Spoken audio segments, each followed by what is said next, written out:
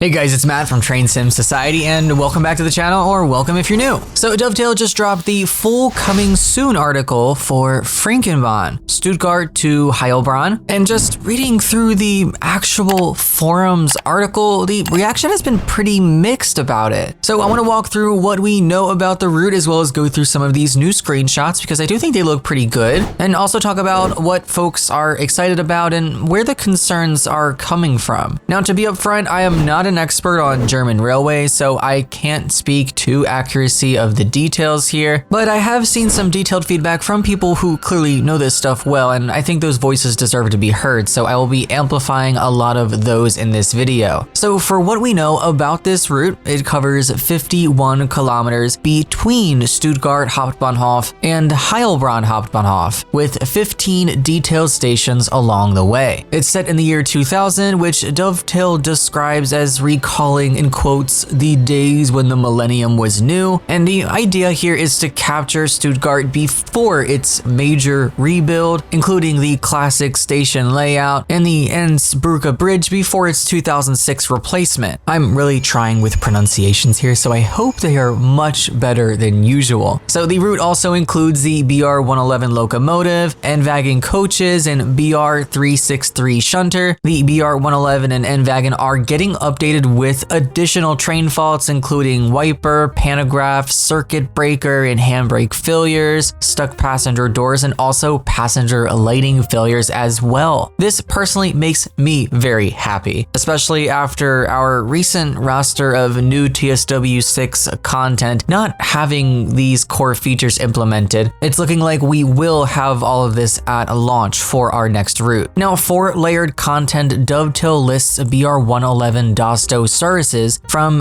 Fieldsiche Ludwigsbahn, BR-425 services from the same route, mixed freight from Rohrsig Nord, and the BR-294 shunter from Train Sim World 6 Deluxe and Special Editions. They've also left gaps in the timetable for BR-420 services once that add-on releases. So the price is at €35.99, £29.99 British pounds, and $39.99 US dollars, and it will be for PC and 9th generation consoles only. There is no last gen support, and I really do expect them to really continue to chop them off the board. I'm still shocked that they're even considering them. Yeah, maybe for the smaller routes with a lower number of layers, but at this point, these consoles are just too old, and I think if we are going into TSW7 next year, they just need to completely cut support for them and not even keep them in mind. Just my personal opinion.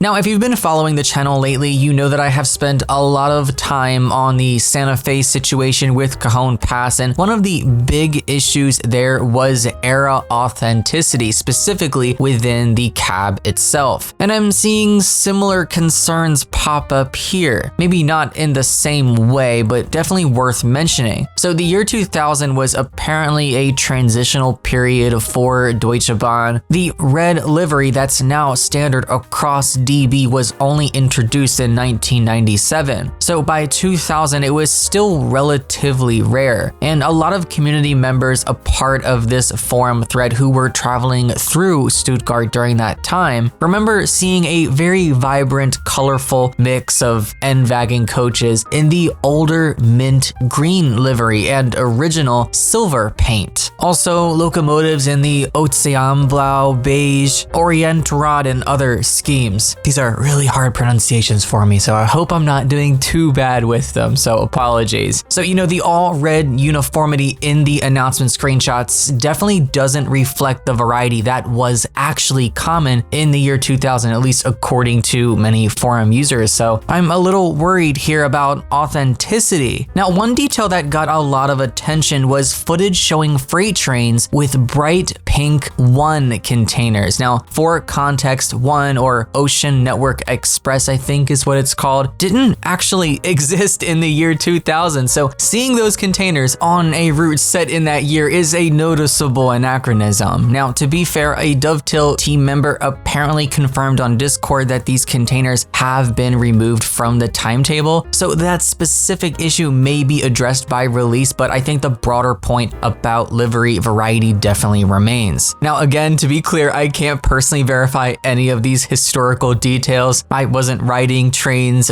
through Stuttgart in 2000. I was only 3 years old. But you know, the feedback is coming from people who were, and their knowledge does seem pretty solid. The concern is that setting a route in a specific year is going to create expectations about what that year should look like. And if the visual presentation doesn't match, it definitely undermines the appeal of that time period setting. And what's crazy is for someone like me that doesn't know these details, I probably would have picked up the route and been like, wow, I love this route. This is perfect. But you know, it wasn't a problem because I didn't know about it. I wasn't educated on it. I wasn't aware of those things. And I think for a lot of people, especially casual players, maybe outside of Germany, they're not going to see these issues. So I think that it is important to educate when and where possible. And I think that is important to do because it pushes a higher standard for content, like I've talked about in so many videos. We want content that's more accurate and more sim-like. I mean, they are the ones that pride themselves on being this accurate train sim, so we gotta make sure that it is at the end of the day. But if there are any observations or anything that you have noticed or want to comment on, definitely leave them below, especially if you live in this region and can attest to those things.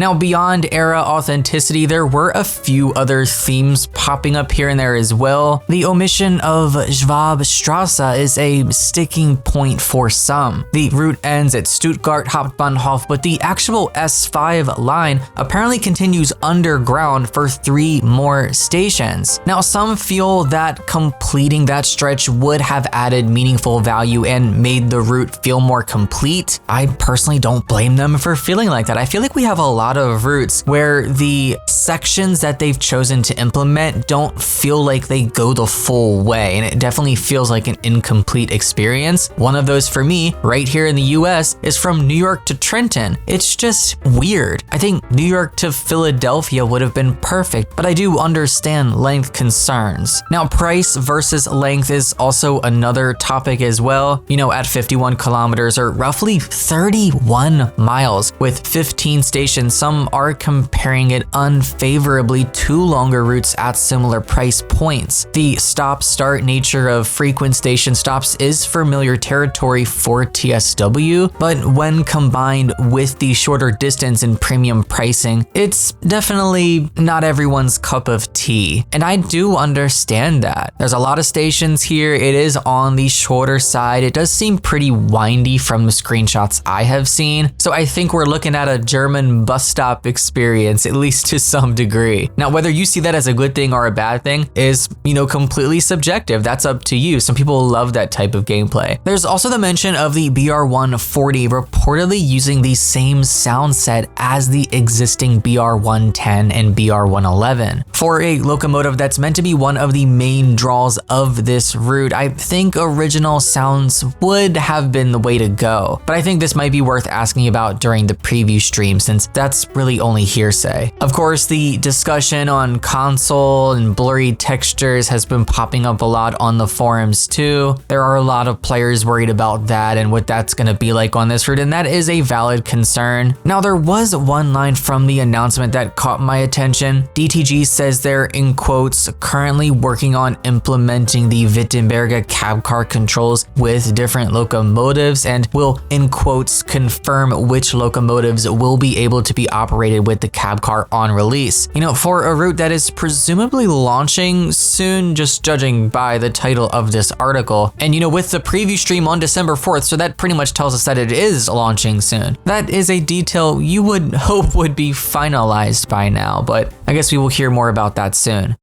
It's also worth noting that the reception isn't entirely negative. The BR140 itself has appeal as classic traction, and some are looking forward to finally having it in game. I personally like it. I think it looks really cool. So the route features a 4-track section and runs along the banks of the Neckar through vineyards and steep valleys, which could make for a lot of scenic driving. I haven't personally seen any footage on this route online, but if this is your area or if if you've ridden these trains, you will likely know firsthand. And I also think that the recreation of this route as it looked in 2000, before the major rebuild, is definitely an interesting historical snapshot. And also the layered content support means that owners of other German routes will have additional gameplay options, and I own pretty much everything, so at least on PC I will likely have a better experience, at least without blurry textures. I'm so sorry for console peeps if that ends up being a problem for you, and I really hope it isn't, but hope for the best and prepare for the worst. There were a lot of folks mentioning that they plan on waiting for the BR420 add-on before purchasing, since that will add S-Bahn services and bring more variety to the route. That was announced a while back actually, so I'm hoping that's coming relatively soon. But